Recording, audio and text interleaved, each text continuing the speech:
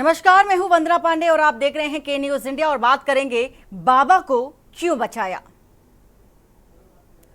और कहते हैं विश्वास और अंधविश्वास एक ऐसी भावना जो किसी को भी उठा सकता है और किसी को गिरा भी सकता है। इसके साथ ही साथ देखा यह गया कि हाथरस की बात कर रहे हैं आपसे और हाथरस कांड के बाद अब सत्संग के कार्यक्रम पर भी सवाल उठने लगे हैं कि आखिर बाबा को क्यों बचाया गया। भोले बाबा का सत्संग चल रहा था, वो कोरोना के समय में भी विवादों में रहे थे और तब उन्होंने अपने सत्संग के लिए सिर्फ 50 लोगों के शामिल होने की अनुमति मांगी थी, लेकिन बाद में 50,000 से ज्यादा लोगों को अपने सत्संग में बुला लिया। भारी भीड़ के कारण देखा गया कि अव्यवस्था हुई और पूरी तरह से व्यवस्था चरमरा गई। सवाल कई उठते हैं कि आखिर इतनी बड़ी भीड़, इतनी बड़ी संख्या में शामिल होने के लिए इजाजत आखिर किसने दी थी। इसके साथ ही साथ और ये तस्वीर आपको दिखा रहे हैं जो घायल हैं हाथरस में।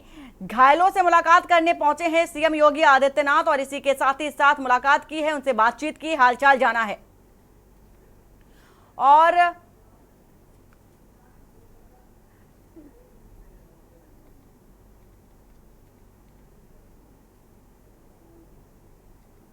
और इसी के साथ ही साथ पूरा हालचाल देख रहे हैं, एक एक चीज को जानने की कोशिश कर रहे हैं कि उस दौरान, हादसे के दौरान आखिर हुआ क्या था। तो मुलाकात करते नजर आ रहे हैं सीएम योगी आदित्यनाथ। तस्वीर आपको दिखा रहे हैं और इसी के साथ अंधविश्वास और विश्वास की बात कर रहे थे हम हाथरस कांड को लेकर के। और इसी के साथ ही साथ बात विश्वास की हो तो आस्था समझ में आती है, लेकिन जब हद से ज्यादा किसी वस्तु व्यक्ति विशेष पर हम यकीन करने लगे तो अंधविश्वास का भी जन्म होने लगता है। विश्वास केवल एक शब्द नहीं बल्कि एक ऐसी नींव है जिस पर हमारा जीवन टिका हुआ होता है। और तस्वीर आपको दिखा रहे हैं हाथरस से, ये तस्वीरें हैं जहां पर सीएम योगी आदित्यनाथ पहुंचे हैं, मुलाकात कर रहे हैं, परिजनों से हालचाल भी जान रहे हैं। और तो भारी संख्या में उमड़ा जन सैलाब। कल जैसी की तस्वीरें देखी गई थी। हाथरस एसडीएम ने फिलहाल रिपोर्ट सौंपी है। सीएम ने जिला अस्पताल पहुंचकर हालात का जायजा भी लिया है।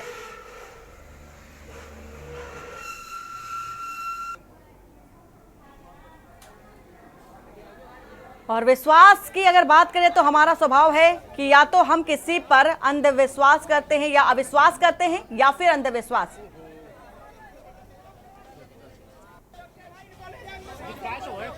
एक्सीडेंट नहीं हुआ, ये गर्मी के कारण बता रहे हैं।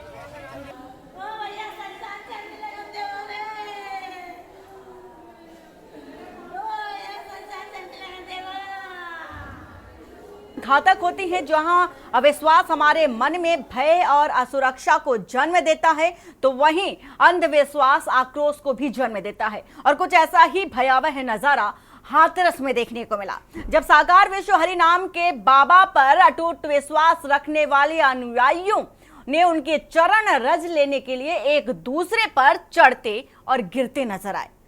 वो भी इसलिए कि बाबा की चरण रज मिल जाएगी तो हम अमर हो जाएंगे, निरोगी हो जाएंगे, कोई बीमारी नहीं आएगी और हम कभी मरेंगे नहीं। पर असल में एक के बाद एक मरती जिंदगियों ने बाबा के पाखंड को उजागर कर दिया। सवाल उठता है कि जब बाबा इतने ही ताकतवर थे तो और कोई ऐसी कोई शक्ति उनके पास थी जिससे वह सब कुछ ठीक कर सकते थे, तो फिर मरती जिंदगियों को अपनी शक्ति से क्यों नहीं बचाया। और तो और जब लोग मर रहे थे तब बाबा अपनी गाड़ी पर सवार होकर किनारा पकड़ते हुए चलते बने। 121 लोगों की मौत अब चीख चीख कर ये कह रही है कि जिसके लिए हम आए, जिसके पैरों पर पड़े वो भगौड़ा निकला। सेवादारों पर एफआईआर तो हो गई, पर असली व्यक्ति पर मामला दर्ज क्यों नहीं हुआ। आखिर बाबा को क्यों बचाया जा रहा है, क्यों बचाया जा रहा है बाबा को, ये सवाल मरती जिंदगियों ने कहा। हाथरस के जिम्मेदार पुलिस के मुताबिक सिर्फ सेवादार हैं। घटना की जांच शुरू होने के बाद पहले ही पुलिस ने गुलाटी मार ली। नारायण साकार उर्फ सूरज पाल पर कोई एफआईआर नहीं हुई, सिर्फ सेवादारों और आयोजकों पर ही पुलिस ने केस किया। नारायण साकार को अब चिंता की जरूरत नहीं है, क्योंकि उनको छिपने की भी आवश्यकता नहीं है, क्योंकि उनको बचाने के लिए, उस व्यक्ति को बचाने का इंतजाम पहले से ही किया जा रहा है। एफआईआर में नारायण साकार नामजद नहीं। और कल बेहद कड़ी कार्रवाई और किसी को नहीं बख्शा जाएगा वाले बयान के बीच डीजीपी हाथरस पहुंचे थे। रात में एफआईआर लिखी गई और जब कॉपी सामने निकल कर आई तो उसमें नारायण साकार पर केस नहीं लिखा गया। 121 लोगों की दर्दनाक मौत के जिम्मेदार पुलिस के मुताबिक सिर्फ सेवादार हैं। प्रशासन और पुलिस पर भी एफआईआर नहीं हुई और ना ही कोई जिक्र हुआ और पुलिस का कहना है कि जांच चल रही है। ये कैसी जांच है जब खुद जो बाबा थे उन पर ही एफआईआर नहीं की गई। दिल्ली से 146 किलोमीटर की दूरी पर उत्तर प्रदेश के हाथरस से जो तस्वीरें आई वो दिल को झकझोर देने वाली थी और इसमें जिम्मेदार क्या कह रहे हैं एक बार आपको सुना देते हैं। बहुत ही दुखद दुर्भाग्यपूर्ण घटना है, बहुत ही गैर जिम्मेदाराना व्यवहार भी है प्रशासन का, क्योंकि भोले बाबा उस पूरा क्षेत्र जानता है कि भोले बाबा के कार्यक्रमों में इसी तरह लोगों की बड़ी भीड़ होती है। उसके लिए प्रशासनिक व्यवस्था कुछ नहीं थी, स्वयं सेवक उनके थे, लेकिन जब प्रशासन ने परमिशन दी थी तो प्रशासन को उस परमिशन के हिसाब से व्यवस्था भी करनी चाहिए थी, जो प्रशासन ने नहीं की। लोगों का ठीक से आना और ठीक से जाने की तो व्यवस्था सुनिश्चित करनी चाहिए थी और अब आयोजकों से लेके और भोले बाबा तक टारगेट करने की कोशिश की जा रही है। आयोजकों ने जब परमिशन ले ली, ये तो लोकल इंटेलिजेंस से लेकर प्रशासन की जिम्मेदारी है कि वैसी बाबा को क्यों बचाया। हाथरस में जो तस्वीरें निकलकर सामने आई हैं वो दिल को झकझोर देने वाली हैं। जो खबर आई वो शर्मनाक थी और सैकड़ों सवालों से भरी थी।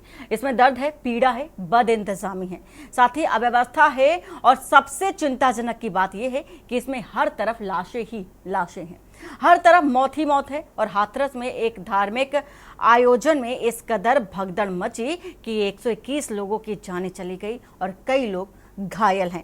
तस्वीर लगातार आपको दिखा रहे हैं और हमारे साथ जयवीर मावी हाथरस से जुड़ेंगे हमारे साथ और वरिष्ठ पत्रकार हमारे साथ हयात उमर जुड़ चुके हैं। हयात जी, बहुत बहुत स्वागत है आपका।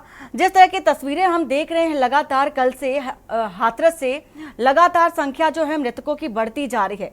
सवाल अब उठता है कि आखिर इन मरने वालों का जो जिम्मेदार है किसको ठहराया जाए, क्योंकि इतनी बड़ी संख्या में, इतनी बड़ी तादाद में मृतकों की संख्या बढ़ती जाना एक जो बड़ा सवाल हो तो खड़ा कर ही रहा है, लेकिन प्रशासनिक तौर पर भी कई अव्यवस्थाओं की भी पोल खोलती है तस्वीरें नजर आई हैं इस वक्त।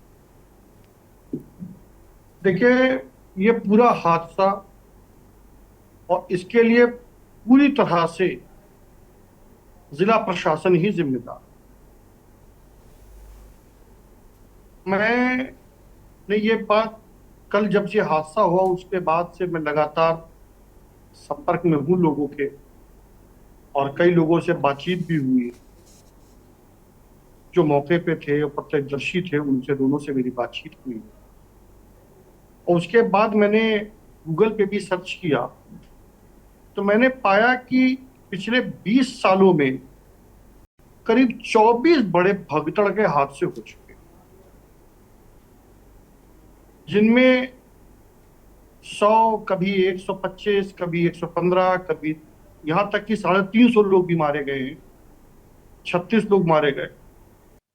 कभी इसलिए हादसा हुआ कि स्टेशन बदलने की सूचना दिए बगैर ट्रेन दूसरे स्टेशन पे आ गई, तो मुंबई में जो हादसा हुआ था।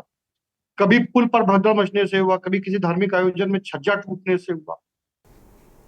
और कुल मिलाकर देखा जाता है कि किसी भी जगह पर भी भीड़ के प्रबंध का कोई इंतजाम नहीं था। यही चीज यहां पर भी हुई।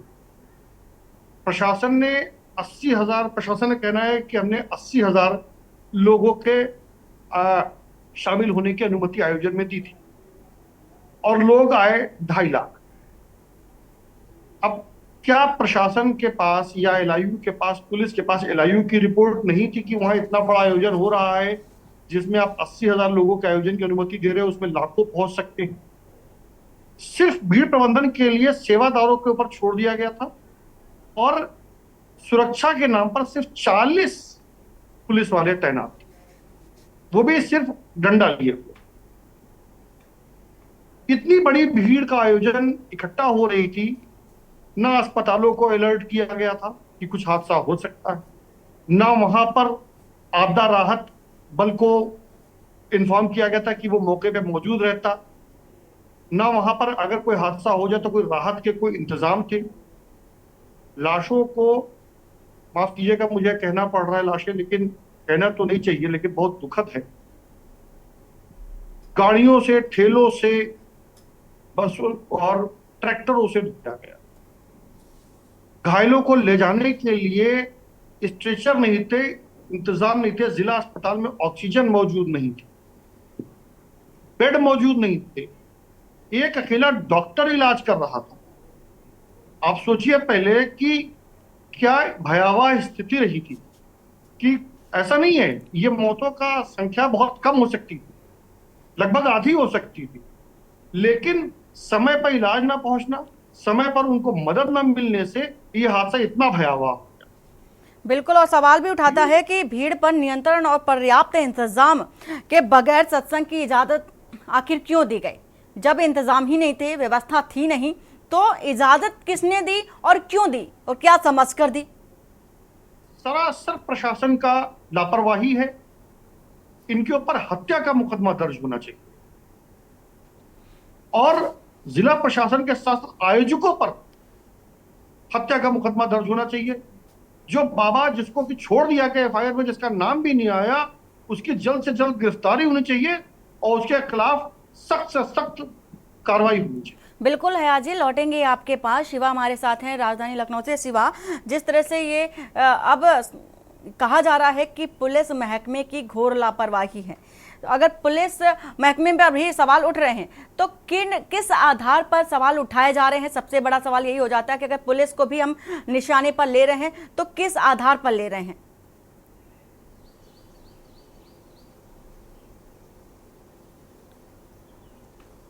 देखिए वंदना, पहले तो जो 80,000 की जो परमिशन थी इस पूरे सत्संग आयोजन में, उसमें ये कल डीएम ने साफ कर दिया था कि जो अंदर की जिम्मेदारी थी वो सेवादारों की थी, वो सत्संग के जो आयोजक हैं उनकी थी, लेकिन बाहर जो था वो पुलिस और जिला प्रशासन का पैरा था।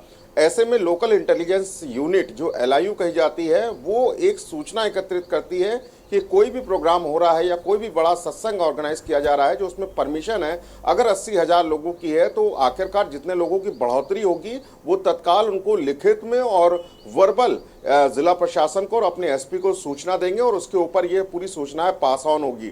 तो सीधे सीधे जिला प्रशासन और पुलिस की इसलिए भी लापरवाही है कि लोकल इंटेलिजेंस यूनिट का अगर कोई अंदेशा नहीं था और या अगर बताया गया था LIU के द्वारा, तो आखिरकार उस ऊपर सूचना पास ऑन क्यों नहीं हुई? अगर हुई तो उस पर एक्शन क्यों नहीं हुआ? उस प्रोग्राम को रोका क्यों नहीं गया?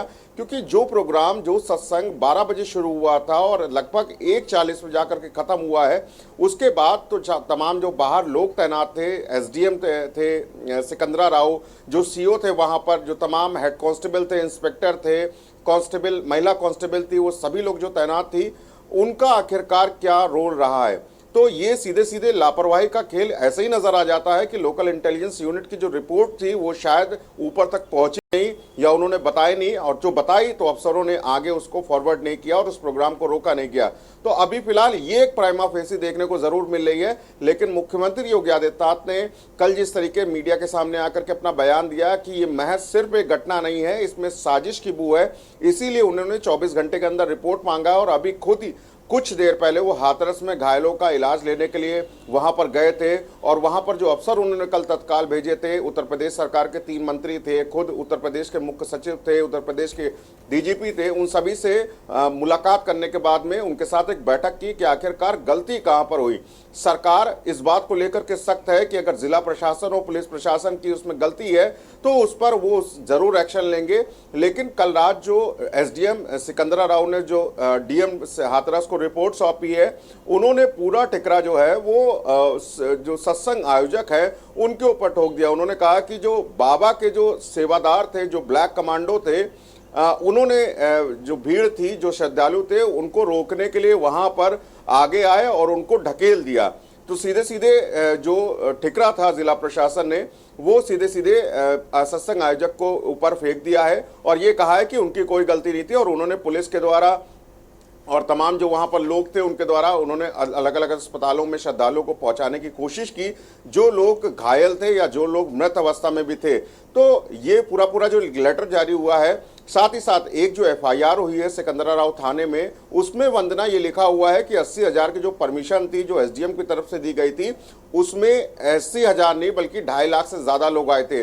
तो जरूर जो पहले आयोजन शुरू किया गया, तो आयोजन शुरू करने से पहले जो ड्यूटीज स्टैंड की जाती है, जो गस्टेड अफसर तैनात किए जाते हैं, जो मजिस्ट्रेट लेवल के अफसर तैनात किए जाते हैं, ड्रोन से अगर निगरानी होती है, तो क्या वो आयोजन के शुरू होते वक्त उन्होंने देखी नहीं, या देखने के बाद उन्होंने लापरवाही करी और उसको नजरअंदाज कर दिया? बिल्कुल शिवाय, बदइंतजामी के जो सवाल उठ रहे हैं, सवाल उठना तो बेहद लाजमी है, लेकिन सवाल ये भी हो जाता है कि अगर जब जो लोग पहुंचते हैं इस तरह के सत्संग में, उन्हें पहले ही अपने आप को सतर्क कर लेना चाहिए, क्योंकि ये पहली दफा नहीं है जो इस तरह की जो तस्वीर निकलकर सामने आई है। पिछली बार भी कोरोना काल में भी ऐसा ही देखा गया था, जब साकार विश्व हरि के नाम पर जब ये सत्संग किया गया था और सूरज पाल ने ये सत्संग किया था, 50,000 लोगों से अधिक लोग वहां पर पहुंचे थे, तभी बदइंतजामी की तस्वीरें आई थी, भगदड़ मची थी और कुछ ऐसी ही तस्वीरें निकलकर सामने आई थी, फिर भी ऐसी ही अव्यवस्था देखी गई थी। शिवा। बिल्कुल वंदना, देखिए कभी भी आप ये नहीं कह सकते, अगर जिला प्रशासन के अगर इस पार खड़े हुए हैं, अगर अफसर के रूप में आप देखेंगे, तो ये नहीं कह सकते कि अंदर का जो भी व्यवस्था है, जो भी इंतजामात है, वो आयोजक के लोग देखेंगे, आयोजक देखेगा या उसके सेवादार देखेंगे और बाहर हम देखेंगे। पूरी की पूरी अगर एकत्रित भीड़ होती है तो उसमें बाकायदा जो परमिशन होती है, जब वो दी जाती है, तो उसमें अंदर और बाहर आपको ही देखना है, व्यवस्था आप ही को देखनी है। अगर 2.5 लाख की भी अगर भीड़ आ रही है, तो आपको देखना है कि अगर उसके एंट्री एग्जिट पॉइंट है वो कितने हैं, वहां पर अगर किसी भी तरीके की इमरजेंसी हो जाए, आंख की कोई घटना हो जाए, कोई नेचुरल डिजास्टर अगर हो जाए, तो उसमें किस तरीके से बचाव किए जाएंगे, ये कोई आम आदमी या गांव का आदमी नहीं जानता है, ये पढ़ा लिखा आदमी जानता है, जो प्रशासनिक स्तर पर खड़ा होता है। वो सारी परमिशन ग्रांट तभी करता है जब ये सारी फॉर्मेलिटीज पूरी की जाएंगी।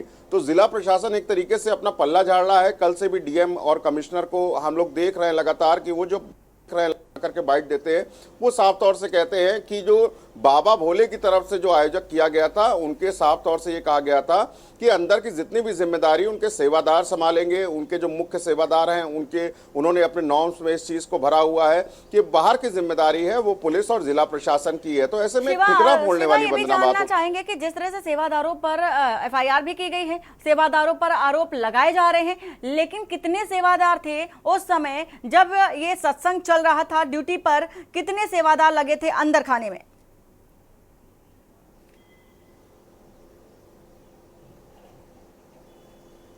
देखिए, अगर 2.5 लाख की या 2.25 लाख की भी भीड़ मान के चलते हैं, तो हमको लगता है कि 10,000 से ज्यादा तो सेवादारी होंगे उनके, और जो आयोजन स्थल के जो कार्यकर्ता होंगे उनको लेकर के पता लगता है। लेकिन आखिरकार ये जिला प्रशासन ही जांच करेगा कि आखिरकार उसके अंदर सेवादार कितने थे।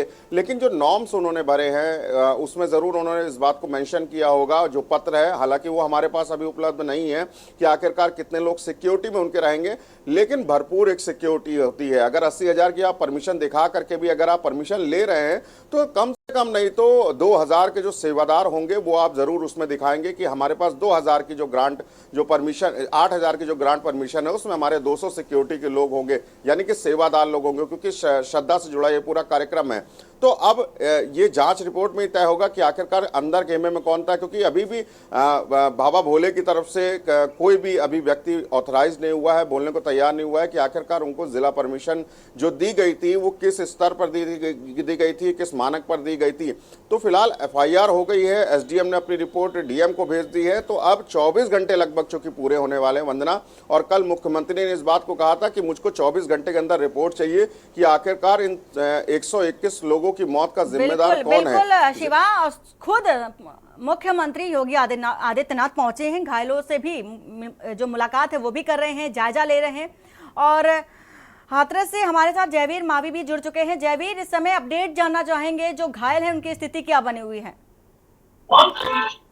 देखिए वरना जिस तरह से घायलों की हम बात करें, तो घायल अभी जो अस्पताल में घायल है उन सभी का इलाज चल रहा है। और जब उत्तर प्रदेश के मुखिया योगी आदित्यनाथ ने यहाँ पर निरीक्षण किया, तो कहीं ना कहीं डॉक्टरों की तो टीम थी उनको स्पष्ट तौर पर निर्देश दिए गए थे कि किसी भी तरीके की कोई कोताही ना हो और जो घायल है उनका समुचित इलाज की व्यवस्था की जाए। लेकिन वही सवाल एक बार मैं फिर भी दोहराना चाहता हूँ, जिस तरह से जब जो कल हादसा हुआ तो पुलिस ने कहीं ना कहीं अपना पल्ला झाड़ते हुए जो बाबा के सेवादार है उन पर ही इसका सारा दोष मढ़ते हुए कहा है कि जो बाबा के सेवादार है उन्होंने ही यहाँ पर धक्का मुक्की की थी और उन्हीं की वजह से सारा हादसा हुआ। हालांकि व्यवस्थाओं की बात करें तो कहीं ना कहीं जिस तरह से 80,000 जो लोग थे उनकी अगर बात करें तो जिस तरह 80,000 लोगों की यदि अनुमति दी गई थी तो इस अगर हम प्रत्यक्ष दर्शकों की बात करते तो वहां पर जो पुलिस की सुरक्षा व्यवस्था जो थी 80,000 आदमियों से संभालने के लिए होनी चाहिए थी उतनी व्यवस्था यहाँ पर नहीं की गई थी। किसी तरह के यहाँ पर बैरिकेडिंग नहीं लगाई गई थी। तमाम ऐसी व्यवस्थाएं हैं जिन पर सवाल उठ रहे हैं, जिनको लेकर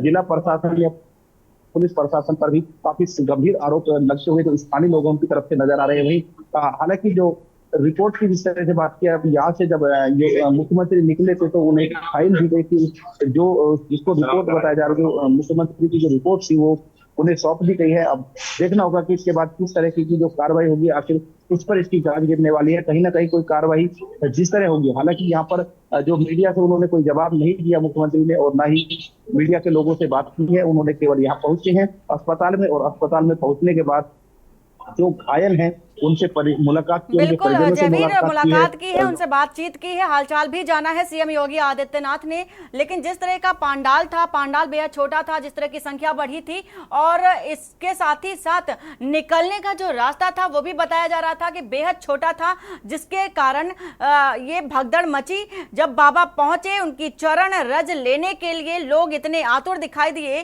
कि अपने आप का ही होश नहीं रहा या होश गंवा बैठे थे उस समय। बाबा को लेकर के जो साकार विश्वहरी हैं, जिनको लेकर के चर्चा चल रही है, उनको लेकर के उस व्यक्ति को लेकर के आपके पास क्या अपडेट है इस समय?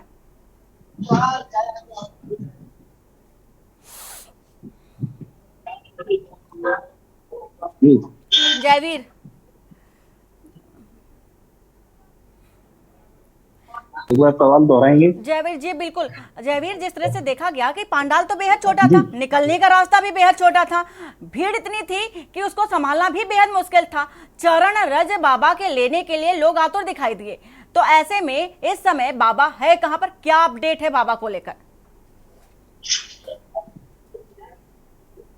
देखिए, अभी तक जो भोले बाबा है उनकी तरफ से कोई आधिकारिक बयान नहीं आया है, न ही उनके बारे में कोई जानकारी है कि वो आखिर अब कहाँ है। जिस तरह से पुलिस के शुरुआत में बयान आ रहे थे कि पुलिस बाबा को ढूंढ रही है, बाबा को तलाश कर रही है, लेकिन जब एफआईआर की बात करें, जब मुकदमा दर्ज हो चुका है तो इसमें बाबा का नाम आरोपियों में दर्ज नहीं है। वही बड़ा सवाल उठ रहा है कि आखिर बाबा का नाम क्यों नहीं है और क्यों फिर पुलिस यदि आरोपी नहीं थे तो बाबा को क्यों ढूंढ रही थी। अभी इस विषय पर अगर हम बात करें तो प्रशासनिक अधिकारियों ने या पुलिस के अधिकारियों ने कोई स्पष्ट जवाब नहीं दिया। उनका साफ तौर पर कहना है कि जांच के बाद ही कुछ कहा जा सकता है कि आखिर बाबा का नाम क्यों नहीं है या किन कारणों से इस एफआईआर में नाम दर्ज नहीं किया गया। वहीं अगर हम स्थानीय लोगों की बात करें, जिस तरह इन बाबा का यहाँ पर प्रभाव है, और अगर जिस हाथरस या हम आसपास के जिलों में बात करते हैं तो कहीं ना कहीं बड़ा प्रभाव यहाँ पर है। तो कहीं ना कहीं सरकार भी बाबा को घटित इस मामले में घटित बचाना चाहते हैं, क्योंकि यदि उनके पर मुकदमा दर्ज होता है तो कहीं ना कहीं जो उनके अनुयायी हैं वो नाराज हो सकते हैं, विरोध प्रदर्शन कर सकते हैं। तो तमाम ऐसे कयास लगाए जा सकते हैं। कहा जा सकता है कि आखिर अभी जो सरकार है यानी प्रशासन है बैक फुट पर है और बाबा के खिलाफ कोई कार्रवाई करती हुई नजर नहीं आ रही है। बिल्कुल अजय, सवाल तो बड़ा उठता नजर आ रहा है कि आखिर बाबा को बचाया क्यों जा रहा है, क्यों बाबा को बचाया जा रहा है। हयात जी, आपसे जानना चाहेंगे कि जिस तरह से सेवादारों पर ठीकरा फोड़ दिया गया, सेवादारों पर एफआईआर कर दी गई, लेकिन जो असल स्वरूप था साकार विश्वहरी का, उनको उस व्यक्ति को इतना छिपाया क्यों जा रहा है, उसको बचाया क्यों जा रहा है? क्या कारण मानते हैं आप इसके पीछे का?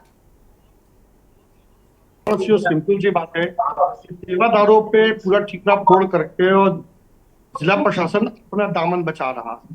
बाबा पे अगर कार्रवाई करेगा तो जिला प्रशासन के ऊपर भी बात आएगी और फिर बाबा को बचाने के लिए सरकार में हमारा तो ये साफ साफ आरोप है कि सरकार में प्रशासन में कई रसूखदार लोग बैठे होंगे, बाबा को बचा रहे होंगे और इसीलिए बाबा के खिलाफ अभी तक एफआईआर नहीं हुई।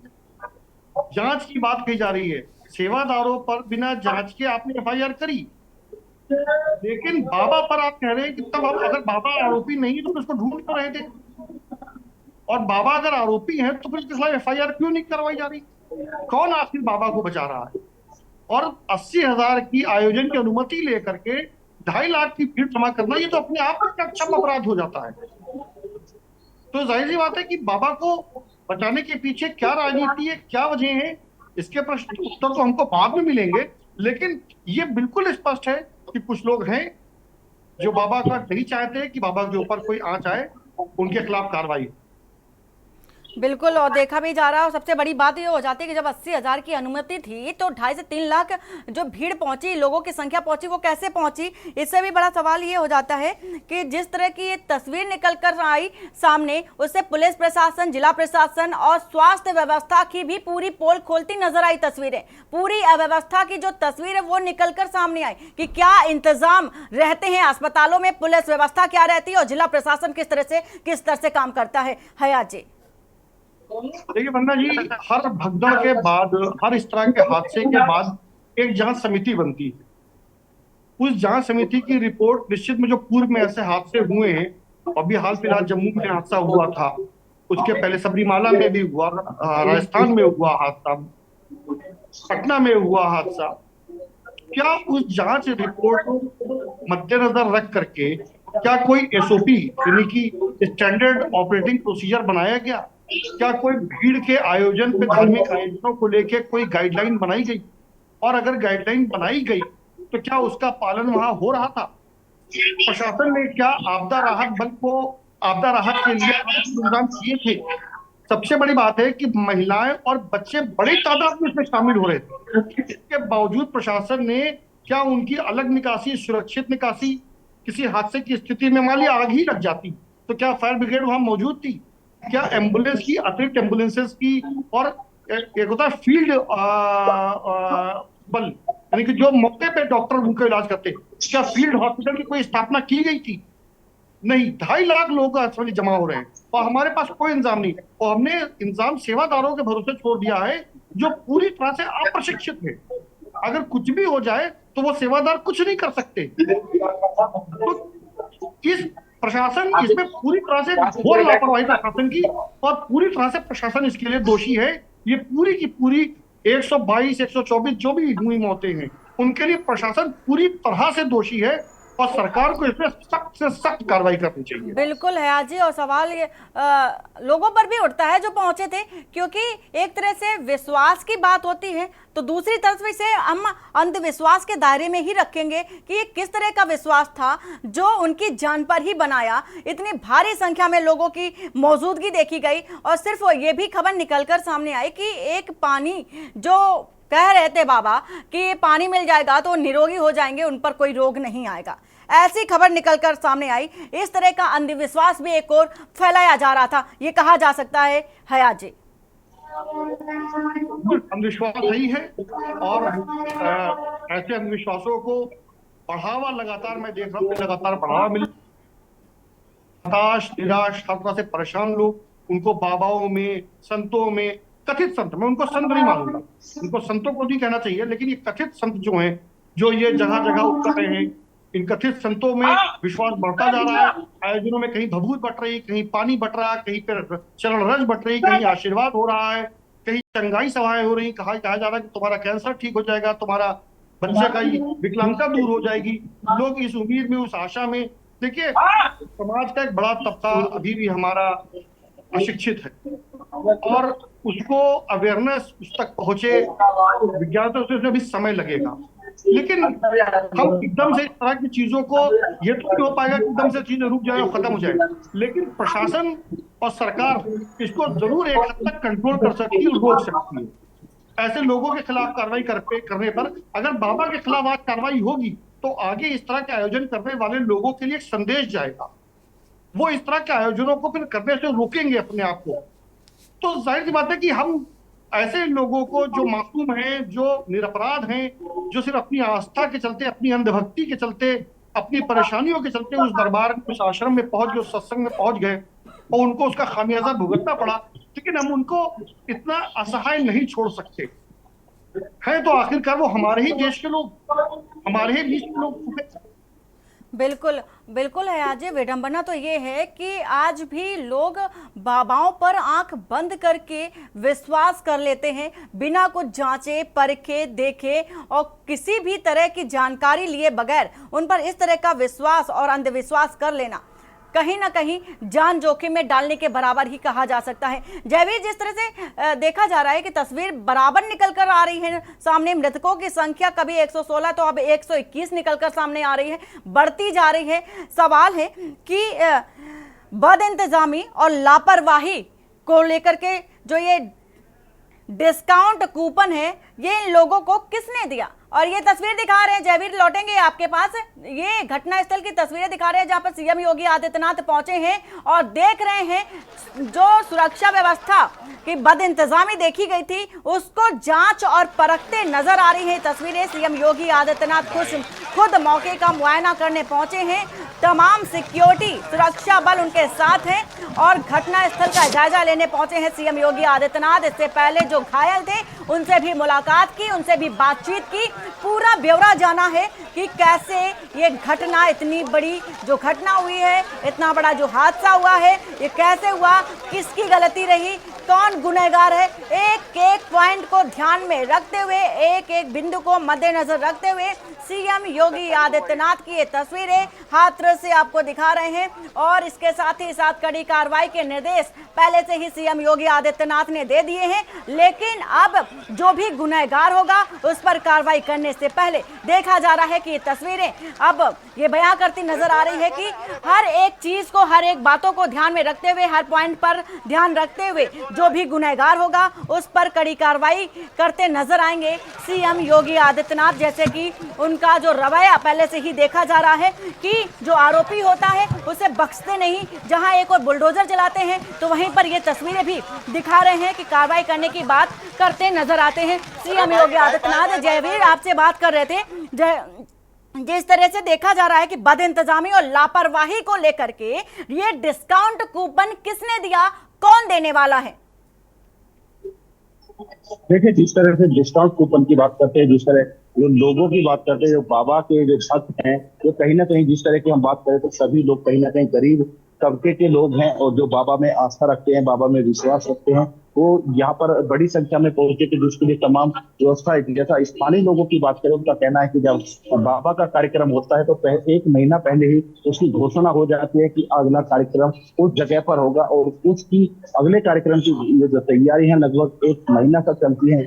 आप बात करें जिस तरह से हादसा हुआ, इस हादसे के बाद जिस तरह उत्तर प्रदेश के मुखिया अब अलर्ट मोड पर नजर आ रहे हैं, एक्टिव मोड पर नजर आ रहे हैं। जिस तरह उन्होंने मुलाकात की है मरीजों से, जो घायल उनसे बात की है, उनके परिजनों से मुलाकात की है और अब घटना स्थल पर पहुंचे तो उम्मीद है कि जिस रूप में योगी बाबा को जाना जाता है बुलडोजर बाबा के नाम से, तो कहीं ना कहीं किसी जो दोषी होंगे उन पर अब कार्रवाई की निश्चित नजर आ रही है। लेकिन आखिर दोषी कौन होंगे और किस तरह की जांच रिपोर्ट होगी, वो एक बड़ा सवाल बनकर सामने आ रहा है। लेकिन ये जो संदेश है, जो संदेश यहाँ से दिया गया है, वो यही दिया गया है कि जो दोषी है उन्हें बख्शा नहीं जाएगा और हर दोषी के खिलाफ कठोर से कठोर कार्यवाही की जाएगी ताकि भविष्य में ऐसी घटनाओं की पुनरावृत्ति ना हो सके। तो कहीं ना कहीं जिस तरह से जो हादसा हुआ, जिस तरह हादसे की जो तस्वीरें सामने आई, काफी कहा जा सकता है भयभीत करने वाली तस्वीरें थी। और इस हादसे में जिस तरह जो एसडीएम की जो रिपोर्ट की हम बात कर रहे हैं, उस रिपोर्ट में स्पष्ट तौर पर जो बाबा के सेवादार हैं उन्हीं को जिम्मेदार ठहराया गया है। वहीं अगर हादसे के जो शिकार यानी कि जो इस हादसे में जिनकी मौत हुई है उस मौत के आंकड़े की बात करें तो मौत का आंकड़ा भी कहीं ना कहीं बढ़ता हुआ नजर आ रहा है। हालांकि जब तक स्थानीय प्रशासन इसकी पुष्टि नहीं करेगा तब तक कुछ भी कहना संभव नहीं है। लेकिन जिस तरह जो लोग सड़कों पर घूम रहे हैं, जो अपनों को ढूंढ रहे हैं, जिनके अपने अभी नहीं मिल पा रहे हैं, ऐसे आंकड़े की बात तो स्पष्ट तौर पर कहीं ना कहीं तभी क्लियर हो पाएगी जब उन सभी जो आंकड़े स्पष्ट हो पाएंगे। तो कहीं ना कहीं अब हादसे के बाद इसमें एक चीज और भी यहाँ पर नजर आ रही है, जो घायलों को मुआवजे के देने की जब से बात की है तो कहीं ना कहीं घायलों का जो आंकड़ा है लगातार अस्पतालों में बढ़ता जा रहा है। तो ये भी एक जांच का विषय बिल्कुल है कि जो घायल नहीं थे, यानी कि कुछ लोग जो घायल भी थे या घर चले गए थे, तो वो अब इस मुआवजे की घोषणा के बाद वो अस्पतालों की तरफ रुख कर रहे हैं कि उनका नाम भी यहाँ पर लिस्ट में लिखा जाए। ऐसे कुछ लोग यहाँ पर देखे गए हैं जो घायलों की लिस्ट ढूंढ रहे हैं कि आखिर जो घायल उनकी लिस्ट कहाँ पर लगी हुई है और जो मृतक है उनकी लिस्ट कहाँ पर लगी हुई है। तो कहीं ना कहीं जिस तरह से जो हादसा हुआ है उसके बाद भी मैं कहूंगा कि जो मौका परस्त लोग हैं वो भी कहीं ना कहीं मौका ढूंढते हुए नजर आ रहे हैं। तो इन लोगों पर बिल्कुल भी बिल्कुल कड़ी जयवीर, कार्रवाई की मौका जाए। परस्त लोग मौका ढूंढते नजर आ रहे हैं और एक और जहां एक लिस्ट लगाई जा रही है, जहां अपने अपनों की तलाश कर रहे हैं। तस्वीर कुछ इस तरह से नजर आई जो विचलित कर देने वाली थी। इसके साथ ही साथ कोई कहीं चप्पल बिखरे पड़े हैं, कहीं सामान बिखरा पड़ा है, कहीं मोबाइल फोन बिखरे पड़े हैं। ऐसी भयावह तस्वीरें, दहशत भरी ये तस्वीरें कही जा सकती हैं। दिल को झकझोर देने वाली ये तस्वीर हाथरस से जो निकल कर आई सामने, प्रशासनिक अमले की पोल खोलती तस्वीरें तो थी ही, लेकिन जिस तरह से देखा जा रहा है कि ये कोई पहली दफा तो था नहीं। जिस तरह से भीड़ इजाजत कितने की मांगी हो उससे अधिक लोग पहुंच गए हो। कोरोना काल में भी साकार विश्व हरि का देखा गया था रवैया, 50,000 की अनुमति मांगी, 50,000 से कहीं अधिक लोग पहुंचे थे, फिर भी ऐसी तस्वीरें निकलकर सामने आई थी। क्या इससे सीख लेने की जरूरत नहीं थी प्रशासनिक अमले को? जयवीर, कहीं ना कहीं प्रशासनिक अमले या प्रशासनिक अधिकारियों की बात करें तो प्रशासनिक अधिकारियों की लापरवाही से साफ तौर पर नजर आ रही है। क्योंकि जब 80,000 की जो मांग थी, यानी कि जो 80,000 लोगों के पहुंचने की संभावना थी, तो कहीं ना कहीं जो एलआई खुफिया विभाग होता है, आखिर एलआई विभाग कहाँ सोया हुआ था? एलआई विभाग ने क्यों नहीं जानकारी दी कि जो भीड़ है उनका आंकड़ा लगातार बढ़ रहा है और अपने जो अधिकारी हमको सूचना नहीं दी गई। वहीं अगर बात करें तो जिस तरह से जो इस अनुमति की बात करते हैं तो अनुमति पर भी पुलिस विभाग ने अपना पल्ला झाड़ दिया है और कहा है कि जो अनुमति है वो उप जिलाधिकारी के द्वारा दी गई थी। तो कहीं ना कहीं जिस तरह से जो एक दूसरे विभाग पर लोग आरोप प्रत्यारोप लगा रहे हैं या एक दूसरे विभाग पर अपनी जिम्मेदारी सौंप रहे हैं, तो कहीं ना कहीं सवाल उठता है कि आखिर उन जो जिम्मेदार हैं उनकी जिम्मेदारी क्या थी? क्या उन लोगों की जो सूचनाएं थी, यानी कि जो मुखबर तंत्र था, उसका प्रयोग स्थानीय पुलिस ने क्यों नहीं किया? या स्थानीय पुलिस को ऐसी सूचना नहीं थी कि इस कार्यक्रम में बड़े स्तर पर लोग पहुंचेंगे? जिस तरह टेंट लगाया गया है उस टेंट की व्यवस्था देखी और जो लोग थे उन लोगों को रोकने के लिए जिला पुलिस प्रशासन ने क्या इंतजाम किए थे, ये कहीं नजर नहीं आया। क्योंकि जो लोग आ रहे थे और उस कार्यक्रम में शामिल हो रहे थे, जब कार्यक्रम समाप्त हो चुका था और भोले बाबा चले गए थे, उसके बाद लोगों ने, जो पीड़ित लोग हैं या उनके जो लोग हैं, उन्होंने बताया कि जो जब बाबा चले गए थे तो उसके बाद हर व्यक्ति को जल्दी निकलने की कहीं ना कहीं जल्दी थी और इस कार्यक्रम से उन्हें अपने घर जाने की जल्दी के कारण हादसा हुआ। लेकिन इसमें कहीं ना कहीं जरूर ये तय है कि आखिर ऐसी क्या जल्दी थी, उनकी निकासी की कहीं कोई व्यवस्था नहीं थी। तमाम ऐसे सवाल हैं जो अनसुलझे हुए सवाल हैं, जिनका सवालों का जो जवाब है वो आने वाले समय में ही मिल पाएगा। लेकिन तमाम सवाल उठ रहे हैं और उठते ही रहेंगे जब तक तमाम चीजें स्पष्ट नहीं हो पाई। तो कहीं ना कहीं जिस तरह के जो हादसे हुआ, इस हादसे से पर सरकार को आगे आने वाले समय में सीख लेने की बहुत जरूरत है और बहुत आवश्यकता है कि बिल्कुल भविष्य में ऐसे हादसे ना हो। ये बड़ी बात हो जाती है कि जिस तरह की तस्वीरें लगातार दिखा रहे, एक तस्वीर जब भीड़ एक और मरती नजर आ रही थी तो वहीं साकार विश्व हरि अपनी गाड़ी में बैठते सवार होकर निकलते नजर आ रहे थे। हयात जी, सवाल ये है कि जिस तरह की इतनी बड़ी संख्या में, इतनी भारी संख्या में लोगों की मौजूदगी होना बड़ा सवाल होता है। आखिर ऐसा क्या बोल देते होंगे साकार विश्व हरि जिससे इतनी बड़ी तादाद में उनके फॉलोवर्स हो जाते हैं, इतनी बड़ी संख्या में लोग पहुंच जाते हैं? बाबाओं का ऐसा कौन सा प्रवचन हो जाता है जो लोग ना चाहते हुए भी पहुंच जाते हैं?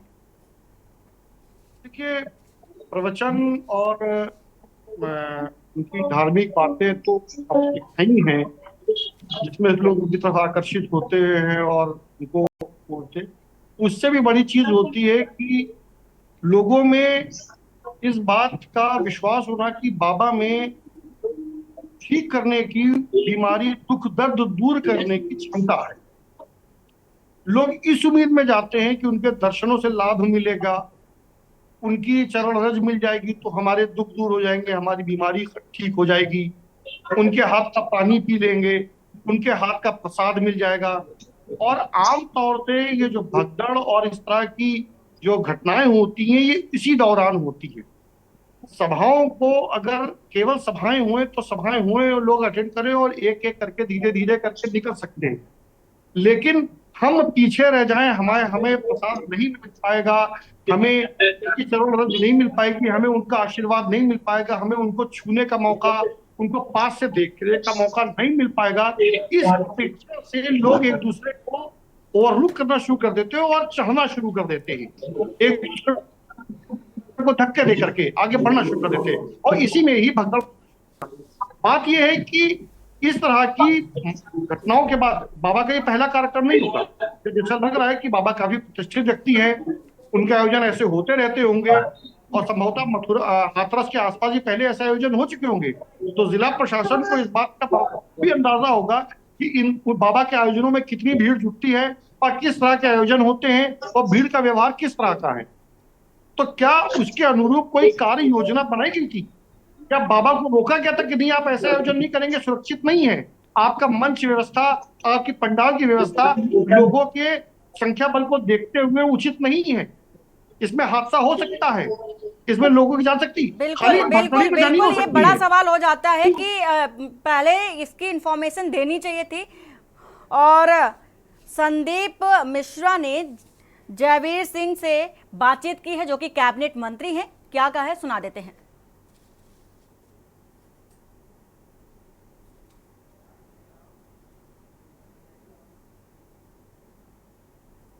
विपक्ष भी सवाल उठा रहा है इस पे कि इस पे जांच होनी चाहिए पूरी तरीके से, और किस तरीके 121 लोगों की अब तक मौत हो चुकी है वहां पे।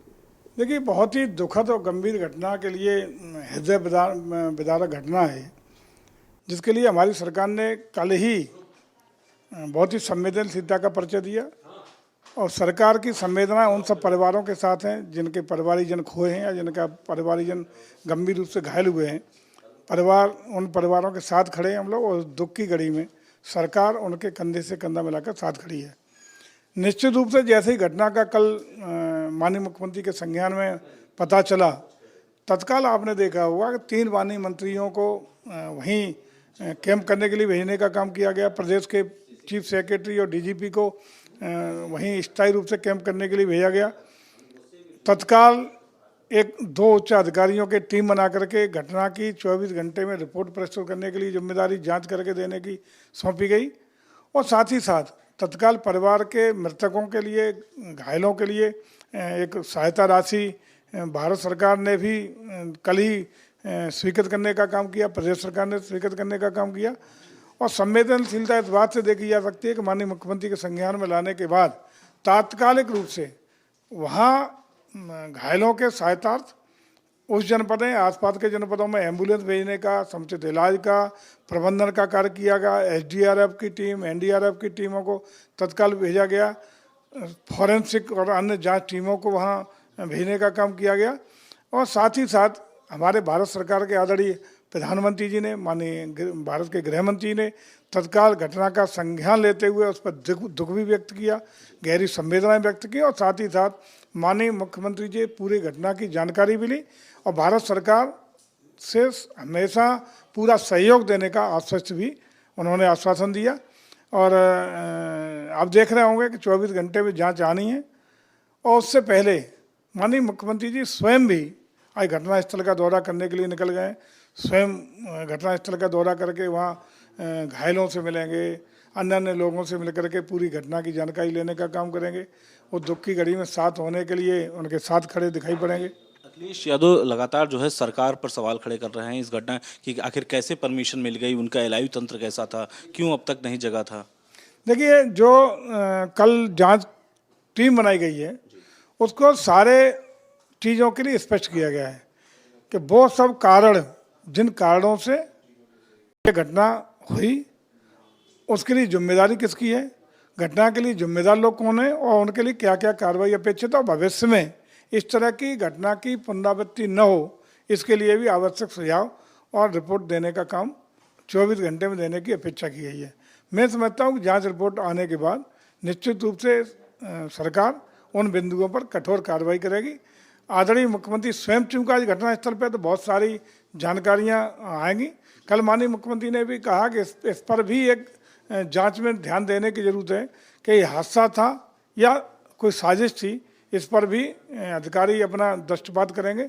और मैं समझता हूँ कि बहुत ही दुखद घटनाएं, दर्दनाक घटनाएं, और इस तरह की घटना को पुनरावृत्ति को रोकने के लिए भी सरकार पूरी तरह प्रतिबद्ध रहेगी। और जांच रिपोर्ट आने दीजिएगा। इस घटना के लिए जो भी दोषी होंगे, जो भी कारण होंगे, उस पर भी सरकार पूरी तरह कार्रवाई करने के लिए काम करेगी। एक चीज़ और है कि जब एफआईआर लॉन्च होती है, लेकिन एफआईआर में बाबा का नाम नहीं सम्मिलित किया जाता है, बाकी उनके सेवादार होते हैं, उनके नाम लिखे जाते हैं, लेकिन वो एफआईआर नामजद नहीं होती है। देखिए, कल की एफआईआर एक विषय कांस्टेबल की या जिसकी तरफ से भी है, वो विषय अलग है। लेकिन विवेचना में, जांच में जो भी तथ्य आएंगे, जो भी वास्तविक स्थितियाँ होंगी, उसके मुताबिक कोई भी बड़ा आदमी हो, छोटा आदमी हो, बाबा हो, बिना बाबा हो, गरीब हो, अमीर हो, नेता हो या साधारण व्यक्ति हो, कोई भेदभाव पक्षपात नहीं होगा। जो घटना में दोषी पाया जाएगा उसके खिलाफ सरकार कार्रवाई करने में कतई हिचकेगी नहीं।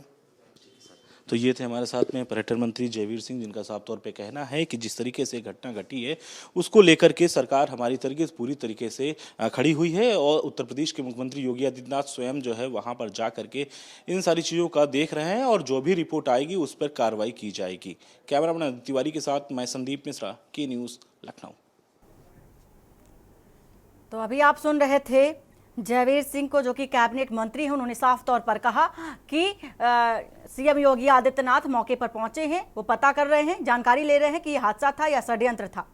इसी के साथ ही साथ तस्वीरें आपको लगातार दिखा रहे हैं। सीएम योगी आदित्यनाथ पहुंचे, पहले जो घायल थे उनका जायजा लिया, हालत जानी, स्थिति जानी। इसके बाद जहां पर घटना हुई थी, घटनास्थल पहुंचे, वहां का भी मुआयना करते नजर आए।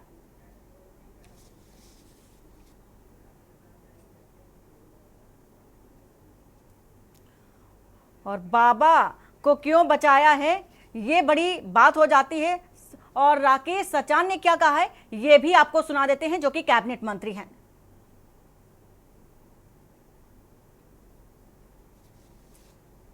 प्रदेश सरकार में कैबिनेट मंत्री राकेश सचान जी इस वक्त हमारे साथ में हैं बातचीत करने के लिए, और जिस तरीके से हाथरस में घटना घटी है उसको लेकर के लगातार जो है लोग आरोप प्रत्यारोप लगा रहे हैं। सर, हाथरस में अब तक जो है 126 लोगों के ऊपर मौत हो गई है, वहाँ पे दुखद घटना है, और मुख्यमंत्री जी ने संज्ञान लिया है। मुख्यमंत्री जी पहुँच भी रहे हैं, घायलों से मिलेंगे, मृतक जो परिजन है उनसे मिलेंगे। सरकार पूरी तरह से दुखी परिजनों के साथ खड़ी है, और कैसे हुई घटना, क्या कारण है, उसकी जांच हो रही है। जो भी दोषी होगा उस पर कार्रवाई होगी। एफआईआर में अभी तक जो है उनका बाबा का जो है नाम नहीं इंक्लूड किया गया है, और उन सर जांच का विषय है, उसके बाद होगी कार्रवाई।